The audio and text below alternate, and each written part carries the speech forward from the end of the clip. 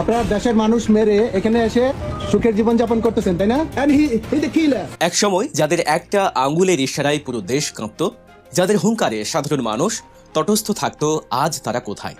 জনগণের হাজার হাজার কোটি ট্যাক্সের টাকা লুট করে বিদেশে কি তারা রাজকীয় জীবনযাপন করছেন, নাকি প্রবাসীদের জুতার বাড়ি আর গণপিটুনির ভয়ে মুখে মাস্ক আর মাথায় টুপি পরে ভিখারির বেশে লুকিয়ে বেড়াচ্ছেন? 5ই আগস্ট শেখ হাসিনার স্বৈরাচারী পতন এবং লজ্জাজনক পলায়নের পর কোথায় হারিয়ে গেলেন সেই প্রতাপশালী মন্ত্রী, এমপি আর আওয়ামী লীগের শীর্ষ নেতারা? লন্ডনের এক রেস্তোরাঁয় সাবেক মন্ত্রী রেজাউল করিমের চরম নাজেহাল হওয়ার পেছনের আসল ঘটনাটাই বা কি? ইন্টারপোলের রেড নোটিশ কি সত্যি তাদের দেশে ফিরিয়ে এনে বিচারের মুখোমুখি করতে পারবে? প্রিয় দর্শক, লুটেরা আর স্বৈরাচারের দোসরদের বর্তমান শোচনীয় পরিণতি এবং তাদের গোপন আস্তানার চমকপ্রদ সব তথ্য জানতে আজকের ভিডিওটি একদম শেষ পর্যন্ত দেখতে থাকুন, কারণ আজকের এই ভিডিওতে এমন কিছু সত্য উঠে আসবে যা আপনাকে রীতিমতো শিহরিত করবে। 2024 সালের 5ই আগস্ট বাংলাদেশের ইতিহাসে এক নতুন অধ্যায়ের সূচনা। ছাত্র জনতার গণ অভ্যুত্থানের মুখে টিকতে না পেরে দেশ ছেড়ে পালান স্বৈরাচারী শেখ হাসিনা, আর ঠিক সেই মুহূর্ত থেকেই তাসের ঘরের মতো ভেঙে পড়ে পুরো আওয়ামী লীগের ক্ষমতা দুর্গ। শুরু হয় এক অভূতপূর্ব গণপলায়ন।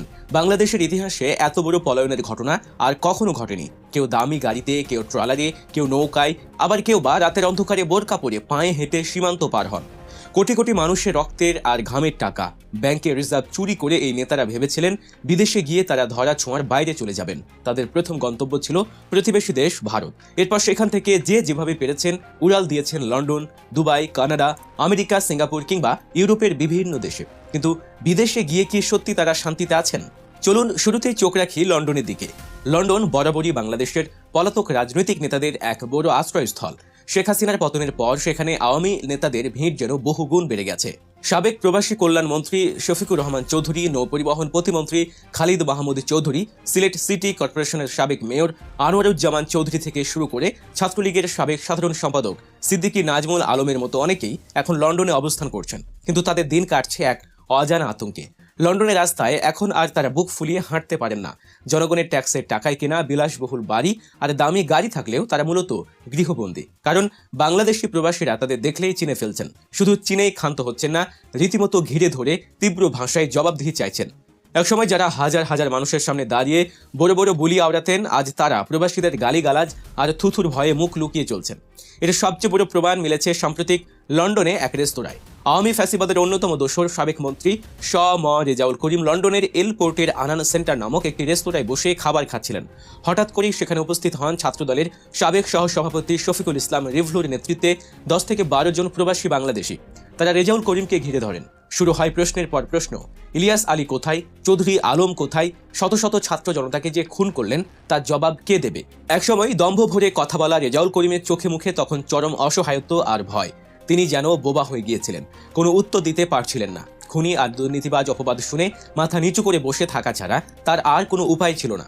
পরে পরিস্থিতি বেগতিক দেখে অন্য লোকজনের সহায়তায় আক্ষরিক অর্থেই লেজ গুটিয়ে সেখান থেকে পালিয়ে বাঁচেন এই সাবেক মন্ত্রী।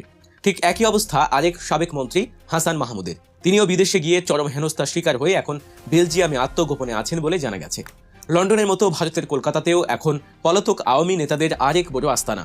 সাবেক স্বরাষ্ট্রমন্ত্রী আসাদুজ্জামান খান কামাল, শিক্ষামন্ত্রী মহিবুল হাসান চৌধুরী নওফেল সহ আরও অনেক শীর্ষ নেতা সেখানে লুকিয়ে আছেন বলে গণমাধ্যমে খবর এসেছে। কিন্তু সবচেয়ে বড় রহস্য হয়ে দাঁড়িয়েছেন আওয়ামী লীগের সাধারণ সম্পাদক ওবায়দুল কাদের। খেলা হবে বলে যিনি রাজনীতির মাঠ গরম রাখতেন, তিনি আজ কোথায়? কেউ বলছেন তিনি কলকাতা থেকে সিঙ্গাপুর হয়ে কানাডায় পালিয়েছেন, আবার কেউ বলছেন তিনি দুবাইয়ের কোনো বিলাসবহুল ফ্ল্যাটে লুকিয়ে আছেন। তবে তিনি যেখানেই থাকুন না কেন, তার যে এখন চরম মানসিক বিপর্যয়ের মধ্যেই দিন কাটছে তার বলার অপেক্ষা রাখে না। এই যে হাজার হাজার কোটি টাকা পাচার করে বিদেশে বিলাসবহুল জীবনের স্বপ্ন তারা দেখেছিলেন, সেই স্বপ্ন এখন তাদের কাছে দুঃস্বপ্ন। টাকার পাহাড় হয়তো আছে, কিন্তু চোখের ঘুম হারাম। কারণ বাংলাদেশ সরকার চুপ করে বসে নেই। ইন্টারপোলের কাছে ইতিমধ্যেই এই পলাতক খুনিদের ধরতে রেড নোটিশ জারির আবেদন করা হয়েছে। ওবায়দুল কাদের, আসাদুজ্জামান খান কামাল, হাসান মাহমুদ, জাহাঙ্গীর কবির নানক, মোহাম্মদ আলী আরাফাত সহ শীর্ষ নেতাদের নামের তালিকা এখন ইন্টারপোলের টেবিলে। রেড নোটিশ মানেই হলো বিশ্বের যে কোনো দেশ এদের দেখলে পুলিশ দিয়ে গ্রেফতার করতে পারবে। যদিও কিছু দেশ রাজনৈতিক আশ্রয় নামে এদের বাঁচানোর চেষ্টা করতে পারে, কিন্তু বাস্তবতা হলো রেড নোটিশের খাড়া মাথায় নিয়ে এই নেতাদের বাকি জীবনটা একটা খোলা জেলখানার মতোই কাটাতে হবে। যে কোনো সময় যে কোনো এয়ারপোর্টে বা রাস্তায় তারা গ্রেফতার হতে পারেন। এই ভয় তাদের কুঁড়ে কুঁড়ে খাচ্ছে। শুধু তাই নয়, এই পলাতক ফ্যাসিবাদের দোসররা বিদেশে বসেও কিন্তু চুপ নেই। জনগণের লুট করার সেই হাজার কোটি টাকা ব্যবহার করে তারা এখন বাংলাদেশের বিরুদ্ধে গভীর ষড়যন্ত্রে লিপ্ত। সোশ্যাল মিডিয়ায় ফেক অ্যাকাউন্ট খুলে ভুয়া খবর ছড়িয়ে দেশের ভেতরে একটা অস্থিতিশীল পরিবেশ তৈরি করার চেষ্টা করছে তারা। তাদের লক্ষ্য একটাই, যে কোনো মূল্যে দেশে একটি বিশৃঙ্খলা সৃষ্টি করে পেছনের দরজা দিয়ে আবার ক্ষমতায় ফেরা। কিন্তু বাংলাদেশের সচেতন ছাত্র জনতা তাদের এই ঘৃণ্য চক্রান্ত আর কখনোই সফল হতে দেবে না। এখন সবচেয়ে বড় প্রশ্ন হলো, এই পলাতক নেতারা কি আর কখনোই দেশে ফিরতে পারবেন না? রাজনৈতিক বিশ্লেষকদের মতে এদের সামনে এখন তিনটি রাস্তা খোলা। প্রথমত, দেশে ফিরে আইনের মুখোমুখি হওয়া, কিন্তু যে পরিমাণ হত্যা, গুম আর দুর্নীতির অভিযোগ এদের বিরুদ্ধে, তাতে দেশে ফিরলে তাদের নিশ্চিত যাবজ্জীবন বা ফাঁসির দড়িতে ঝুলতে হবে। তাই এই সাহস তারা কখনোই দেখাবে না। দ্বিতীয়ত, বিদেশে বসে রাজনীতি করার চেষ্টা করা, যা বর্তমান পরিস্থিতিতে একেবারে অসম্ভব। আর তৃতীয় এবং সবচেয়ে বাস্তবসম্মত পরিণতি হলো, বিদেশে একঘরে হয়ে মানুষের ঘৃণা আর ধিক্কার কুড়িয়ে চরম অপমান আর আতঙ্কের মধ্যে তিলে তিলে শেষ হয়ে যাওয়া। ইতিহাস সাক্ষী, স্বৈরাচার আর লুটেরাদের পরিণতি এমনই হয়। যারা ভেবেছিল ক্ষমতা চিরস্থায়ী, যারা দেশের সাধারণ মানুষকে পোকা মাকড় মনে করত, আজ তারাই পোকা মাকড়ের মতো লুকিয়ে বেড়াচ্ছে। পরিবার থেকে বিচ্ছিন্ন হয়ে, দেশান্তরী হয়ে তারা আজ এক অভিশপ্ত জীবন পার করছে। প্রিয় দর্শক, এই পলাতক খুনি আর লুটেরা মন্ত্রীদের সম্পর্কে আপনাদের কি মতামত? তারা বিদেশে যে অপমান আর লাঞ্ছনার শিকার হচ্ছেন, এটা কি তাদের পাপের সঠিক শাস্তি, নাকি ইন্টারপোলের মাধ্যমে ধরে এনে দেশের মাটিতেই তাদের প্রকাশ্যে বিচার হওয়া উচিত? আপনাদের মূল্যবান মতামত অবশ্যই আমাদের কমেন্ট বক্সে লিখে জানাবেন।